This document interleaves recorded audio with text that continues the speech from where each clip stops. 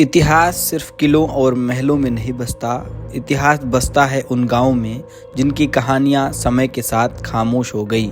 उत्तर प्रदेश के सुल्तानपुर जिले में एक ऐसी ही रियासत थी, हसनपुर रियासत।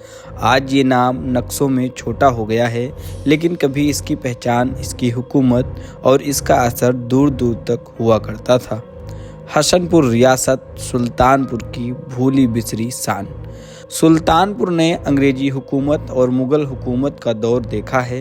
यूं तो जनपद में कई राजा हुए, कुड़वार, नरेश, दियरा स्टेट और भी छोटी छोटी रियासतें रहीं, लेकिन सबसे बड़ी रियासत हसनपुर स्टेट हुआ करती थी, जिसका इतिहास काफ़ी गौरवशाली रहा है। हसनपुर स्टेट का साम्राज्य कभी सुल्तानपुर से बिहार के गया तक फैला हुआ था। बताते हैं कि शेर शाह सूरी के वक्त हसनपुर स्टेट को सेकंड किंग ऑफ इंडिया का खिताब भी मिला था। बहरहाल आज हसनपुर रियासत में सिर्फ खंडहर बचे हैं।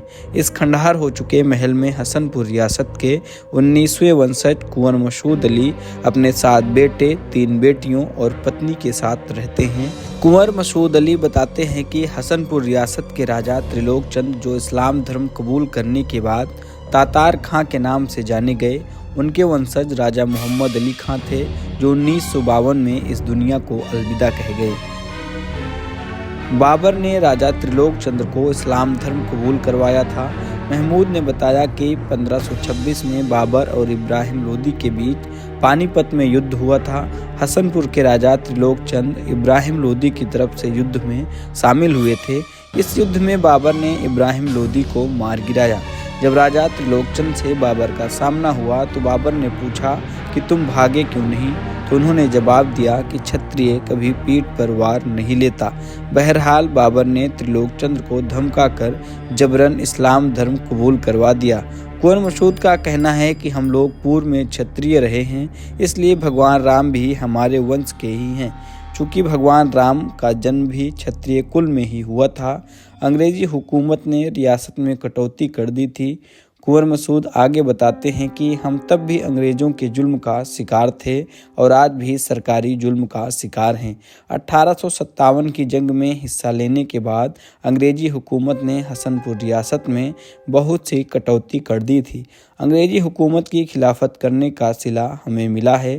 खंडहर हो चुकी किले की इमारत का इतिहास बहुत ही पुराना है। मुगलों और अंग्रेज़ों की हुकूमत में भी हसनपुर रियासत का झंडा बुलंद रहा, लेकिन इस बदहाली का दर्द भी बहुत है। कभी तिलकधारी राजा का खिताब रखने वाले हसनपुर रियासत की खंडहर नुमा इमारत इतिहास के कई पन्नों को समेटे हुए है। 1857 की जंग में हसनपुर रियासत का काफ़ी योगदान रहा। हसनपुर रियासत इतिहास अंग्रेज़ों के खिलाफ स्वतंत्रता संग्राम में भी महत्वपूर्ण भूमिका के लिए जाना जाता है।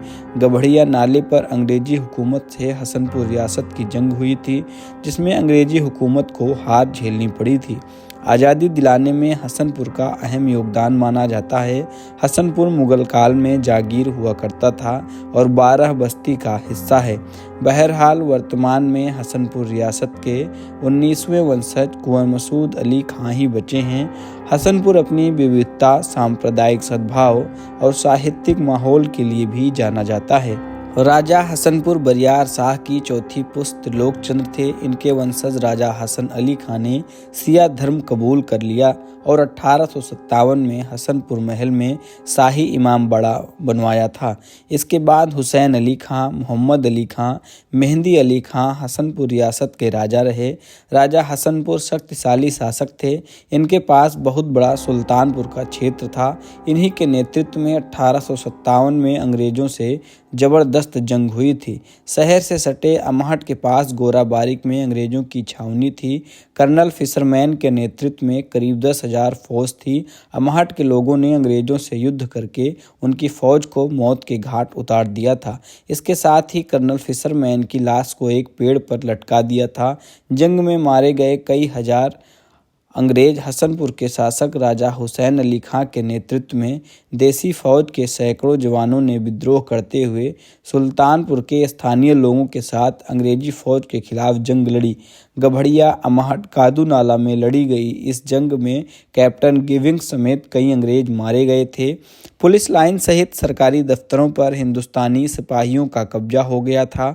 अनुमान के मुताबिक करीब 750 लोग शहीद भी हो गए। राजा हसन अली खां के शहजादे को भी वीर गति मिली थी। शेर शाह सूरी राजा हसनपुर के महल में रुका था। इस महल में ऐसे कई दरवाजे आज भी मौजूद हैं जो काफ़ी पुराने हैं। यहाँ पर आज भी कई तरह की पेंटिंग्स की गई हैं। लकड़ियों के फर्नीचर तैयार किए गए हैं। ऊंचे ऊंचे दरवाजे, खिड़कियाँ और दीवालों पर नक्काशी इस हवेली की ऐतिहासिक धरोहर को बचा कर रखी हुई है। ये इमाम बारगाह है और यहाँ पर 2.25 महीने मुहर्रम के कार्यक्रम, करबला में जो वाक़यात हुए थे उसकी कहानी और मजलिसें होती हैं।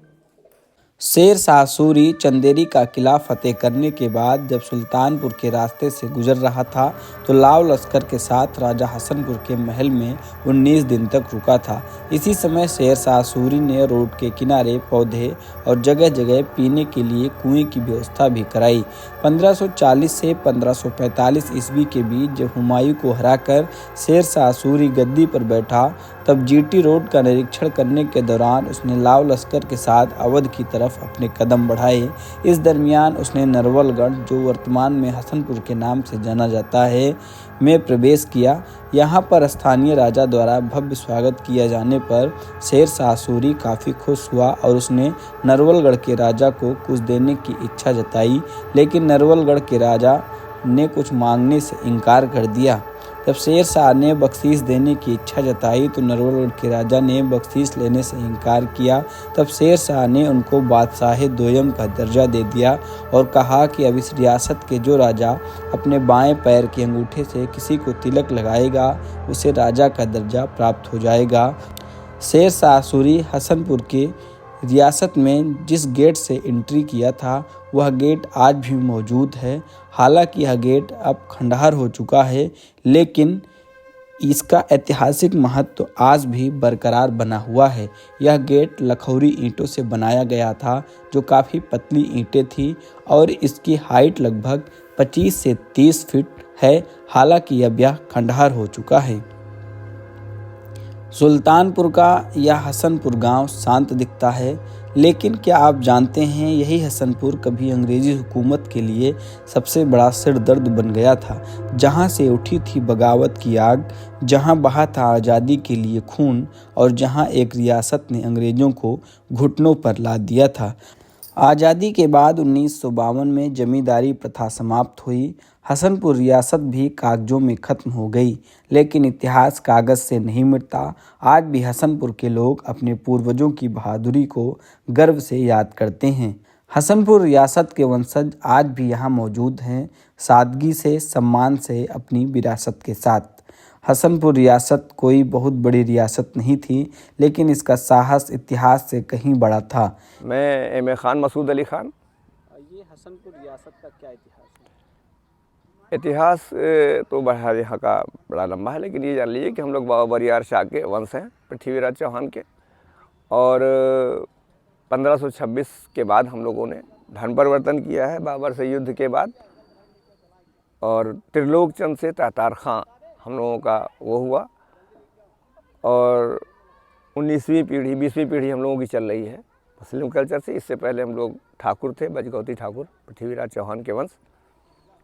और ये पहले नरवलगढ़ था, अब इसका नाम हसनपुर हो गया। 1857 में अंग्रेज़ों की जंग के बाद इसका नाम हसनपुर पड़ा। कहाँ तक ये रियासत थी? ये गया तक, बिहार तक की थी।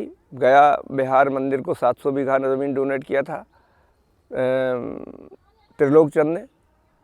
पुरानी संगत फतेहपुर भी थी, बंधुआ में हमारा मंदिर था पूर्वजों का, जो धर्म परिवर्तन करने के बाद हैंड ओवर कर दिया गया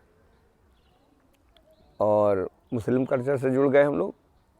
उसके बाद ये हमारे राजा आपके मेहंदी अली ख़ान है, मोहम्मद अली ख़ान है, ये इमाम बारगाह बनाई, करबला को दी। मंदिरों को भी बड़ी ज़मीनें दी हैं, करबला को दी है, इमाम बाड़े बनवाए हैं, इमाम बारगाह बनवाई है। जो एक राजा का धर्म होता है कि सबको साथ लेकर चलना, राजा एक टाइटल होता है, काम उसका होता है प्रजा की सेवा करना, प्रजा का सेवक होता है, प्रजा का पालन पोषण करना, वो धर्म हम लोगों का है जो आज तक निभाते चले आ रहे हैं। होली के जुलूस भी हमारे यहाँ आते हैं, दुर्गा पूजा होती है तो दुर्गा मैया की मूर्ति भी हमारे यहाँ। कहा जाता है कि यहाँ के राजा पैर के अंगूठे से तिलक लगा, ये तिलकधारी स्टेट जब ये आए थे, शेरशाह सूरी 19 दिन मेहमान रहे थे, तो ये खिताब शेरशाह सूरी ने दिया था कि आप जिसको चाहो राजा बनाओ। बाएं पैर के अंगूठे से तिलक जिसको लगा करके चाहते थे राजा बना रहे थे। ये टाइटल और किसी के पास नहीं था, इस हसनपुर के पास था। ये रियासतें बड़ी बड़ी थी, लेकिन ये टाइटल जो था सेकेंड किंग ऑफ इंडिया, बादशाह दूम का खिताब, वो हसनपुर में है। और इनके पास एक खिताब ये दिया था शेरशाह सूरी ने कि आप जिसको चाहो राजा बनाओ। बाएं पैर के अंगूठे से जब आप तिलक लगाएंगे तो वो राजा बन जाएगा, उसकी राजशाही हो जाएगी, राज तिलक होगा।